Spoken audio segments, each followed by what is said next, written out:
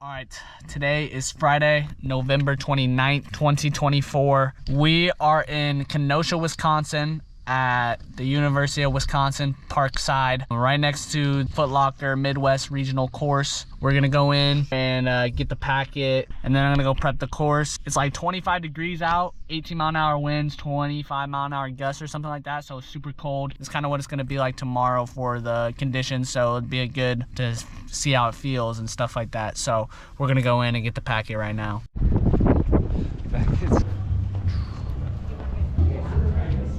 Way to go. So I don't know what the heck this is, but we get a bag, I guess. Just picked up the packet. I'm gonna stretch and stuff and then head to the course to warm up. All right, all stretched out and we're gonna be heading to the course right now. So this sports complex is just down the road from the actual course. So on race day, we gotta drive from the sports complex up the road a little bit to the actual course. So it is totally getting dark on me because it's like 4:30 right now. I'm gonna prep the course, kind of show you everything. This is the first time I'm ever seeing it, so it's gonna be a new experience for me and for y'all if y'all haven't been here. So already the grass is sort of frozen, so I'm like almost rolling my ankle every time. And the wind's gonna be blowing west during the race, and I'm heading west right now. So at the start and up this big hill, the wind blows straight into your face. It's pretty cold, but I think racing, it won't be that bad. So there is snow on the ground, and this is like the second big hill. It's a big hill, get like a little bit flat, and then another big hill. So now I'm going up the second. So here's the first K right here. But like once you get to the top of the hill, it flattens out a ton. So right before you hit the mile, you run back in this forest area, which is pretty flat. People are gonna be hammering, honestly. Here's 1 mile.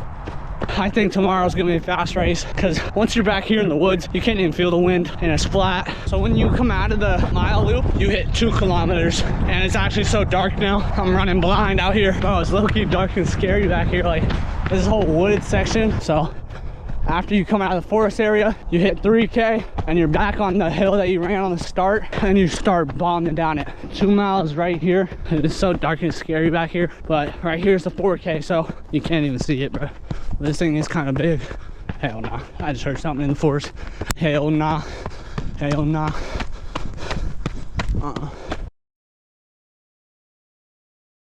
Holy crap, that is bright. Oh my gosh. Anyways, I'm done prepping the course. As you can see, it is literally pitch black outside. That's why I gotta get this blinding flashlight in my face. We're gonna stop by the Airbnb, and then we're gonna probably go out to get some food. So here's the place. It's pretty nice, actually. The bedroom's pretty nice. The kitchen, though, really nice. So the cool thing about this is we're actually in the basement of someone else's house. So someone else is living above us, but they're renting out their house as an Airbnb. So we don't have an actual house, but it still has everything that we need, and we got it for cheap. It's just me and my dad, so we didn't need anything crazy. Here's the bathroom, though. Super nice bathroom with a nice shower, but also I don't know if y'all know what that is, but I've never used one. I don't know if I will. Be kind of cool to try, ain't gonna lie. So it's a nice place. We're probably just gonna settle in and then go get some food. We got dinner at the Oak Fire Italian restaurant. I don't know. I got some like chicken Alfredo, some sort of dish. It was really good, but we're back now. It's around 9. Probably won't be leaving in the morning until like 9:30, so I don't have to go to bed till like 12, I'd say. But I'm gonna draw up the course on a piece of paper and go over my race strategy. All right, so I have drawn out the course and pulled up my Garmin stats from when I prepped the course earlier to go over the data of this course. First off, the total ascent is 99 feet, but the total descent is 106 feet. Now this map is not that good, but you get the gist. All right, so the start, it's like flat, flat, flat, uphill, uphill, uphill. And then you hit the 1K. 1K is completely flat. All this, there's like some minor bumps. And then it's kind of just like a flat trail, woody trail over here. And then you're like in the woods back here on like the dirt. And it's just flat, flat, flat, flat. It's kind of just like bumpy, but mainly flat, flat, flat, flat, flat.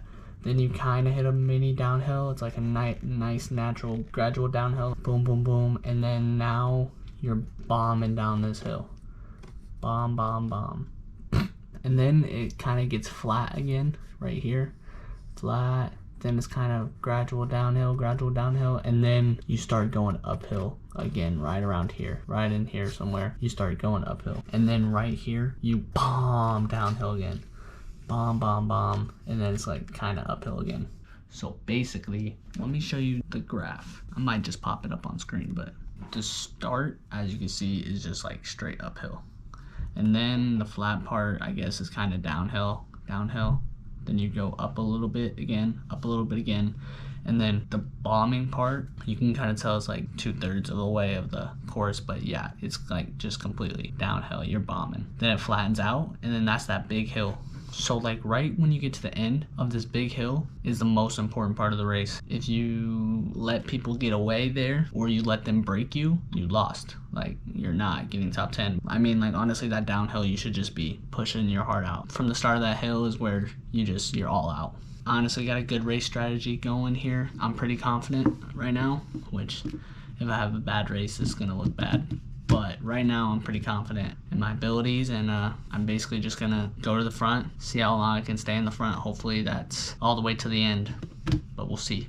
All right, it's 9:30 right now, so I'm gonna be wrapping up, probably just turn on a movie and call it a night, and I'll see you in the morning.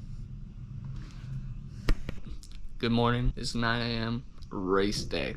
All right, for breakfast, I had a Pop-Tart, and I'm doing half of a peanut butter and honey sandwich, so I'm just gonna fold this thing in half. I race at 11:25, so I gotta stay light, so that's like 2 hours from now, so I don't want to eat too much. I don't even know if I should eat this, but YOLO. Alright, breakfast done.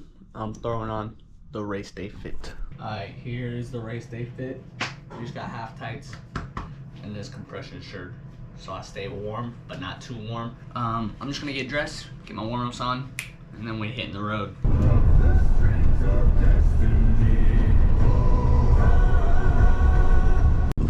Alright, we made it. It's cold out, but the sun's out, so it's not that bad. It's 10:10 right now. We're walking over to the thing. Probably gonna wait till 10:30, go for a 10-minute warm-up, stretch, and then head to the course. Just chilling in here, 10:16.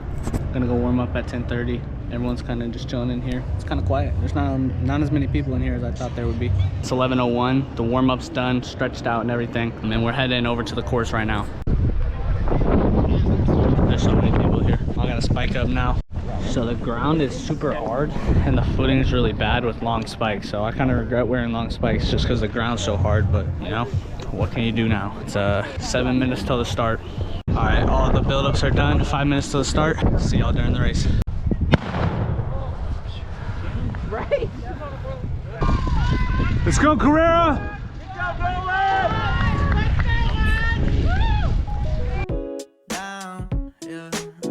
I've been feeling so down, yeah. Can you tell me why? I'm down, yeah. No friends of mine around, yeah. Now I'm thinking might have caught the June blues, yeah. I wanna drown myself inside the juice, yeah. You know I keep on running from the truth. Let's go, boys. Go look at it! Go look at it! Correct, 15! Why it's getting colder when the sun come out? Might just waste the light. Finish! Oh, don't let him pass you. Got me down. June blues, yeah. I got the June blues, yeah. Walk around like Race is over, heading back up to the facility right now to go on a cool down, and then I can talk about the race. All right, we made it back to the Airbnb. Oh my gosh, bro. All right, so we're back at the Airbnb. I'm gonna shower and then I can talk about the race. All right, I'm freshly showered, chilling, ready to talk about the race. Basically the start, I got out hard, I got out good, but it like felt hard.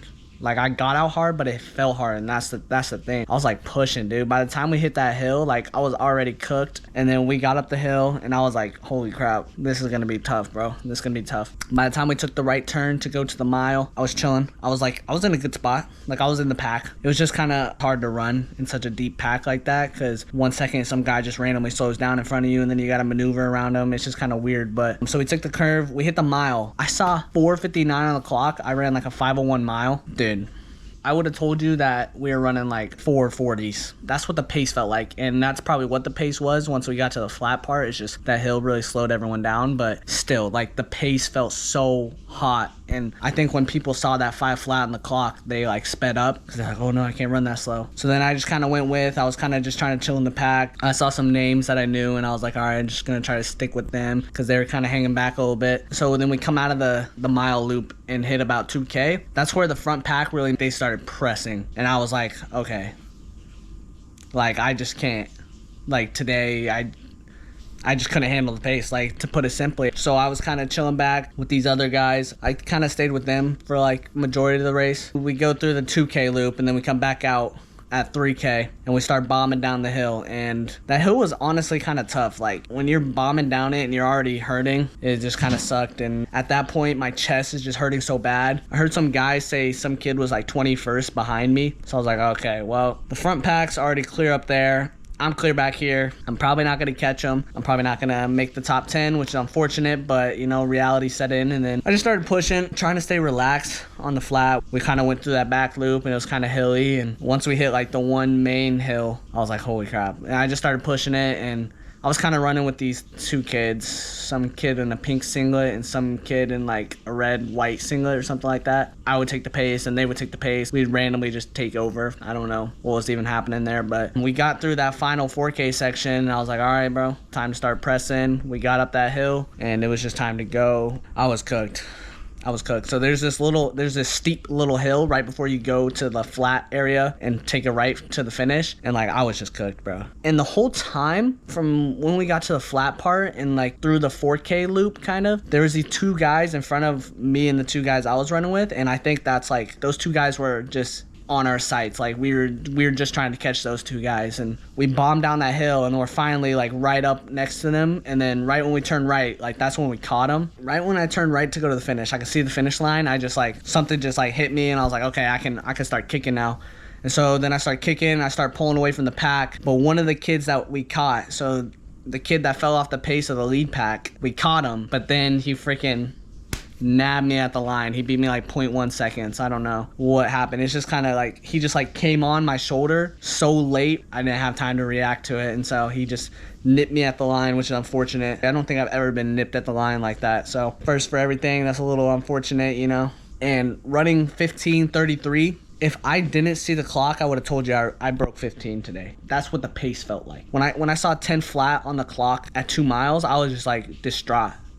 Like I was hauling that whole time. It was gas the whole time. It felt harder than NXR, which I mean, it is a hillier course, but like it was just gas the whole time is what I'm trying to say. And that's kind of what NXR feels like, because it's flat, so you're just running hard the whole time. But today was just gas the whole time. That sucked. And so when I saw 10 flat at the 2 mile, I was like, I'm so cooked right now. Like no way 10 flat feels that hard. Yeah, once we got to the finish, I saw 15:30 on the clock. I was like, what the heck? That's so slow, but the effort was so high. Like I felt like I was giving it everything I had. I didn't have anything left. It's unfortunate that I didn't get top 10, but literally I couldn't have done anything else. Like I did everything I could. That was everything I had right there. And so the top 10 guys are just more fit than me. And honestly, I feel like it's better just to know that they're just better than me. I just got to work harder now. It motivates you, because now it's not like, oh, like I just had a bad race. No, I mean, the conditions were bad for everyone. Everyone had the same thing. Those guys are just fitter than me. I'm glad I came to realization with that. And I'm going to put in a good off season and try to be better than all these guys at track.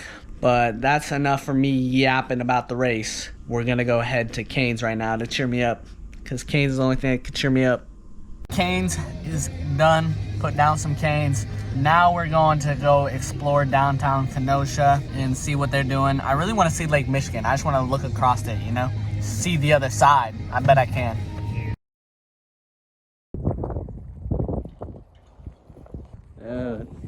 That's crazy, bro. I swear I can see the other side. Look, like there's some land over there.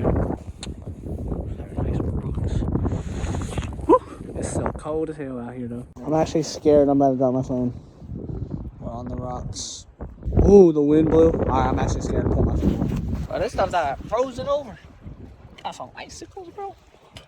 On this nice pool walkway. Bro, I swear I can see the other side, bro. The lighthouses.